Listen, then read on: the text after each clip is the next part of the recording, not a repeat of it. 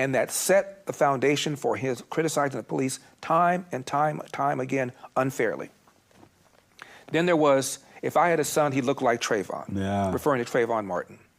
Okay, Trayvon Martin was shot and killed by a guy named George Zimmerman. Zimmerman stood trial for second-degree homicide. The jury found him not guilty.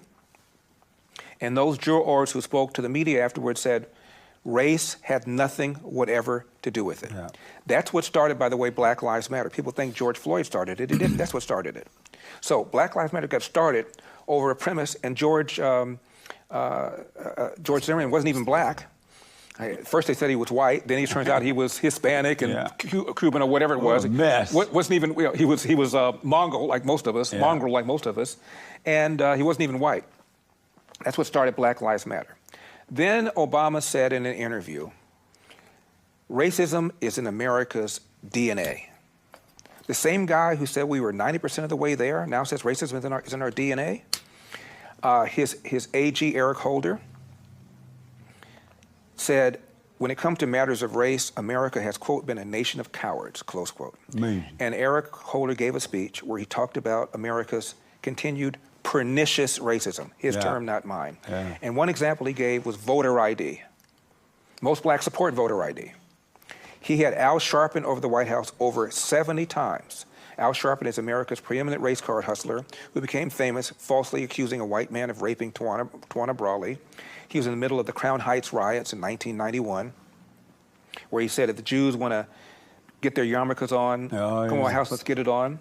And one Jewish leader referred to the Crown Heights riots of 1991 as the most serious pogrom in the history of America, and Al Sharpton was right in the middle of stirring the pot. I can go on and on about the many things he's done. So Obama had him over the White House over 70 or 80 times. And at the end of his term, because of all this narrative about how bad the police are, a black man got a gun and murdered two officers sitting in their squad car in New York, execution style, just popped them. Another black man in Baton Rouge, Louisiana, walks up to 3 officers, kills them execution style.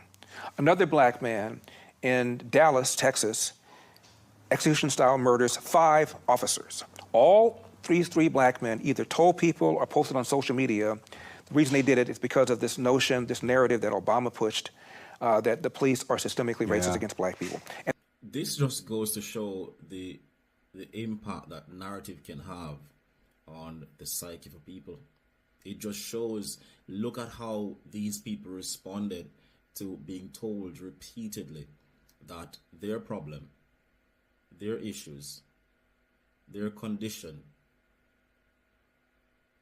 is caused by white people in terms of disrespectful attitude. And the data shows that anything, the police are more hesitant, more reluctant to pull the trigger on a black suspect than a white suspect. They kill more unarmed white people every year. They kill more whites every year than they kill blacks.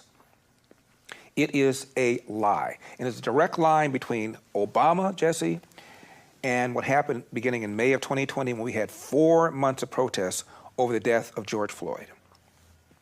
Keep in mind regarding that, there were 25 people killed, millions of people who were protesting, a lot of property damage, $2 billion worth of insured property damage, maybe another $2 billion of uninsured property damage. Why? Over the assumption that Officer Derek Chauvin did what he did because of George Floyd's race. The lead prosecutor in that case was a black man.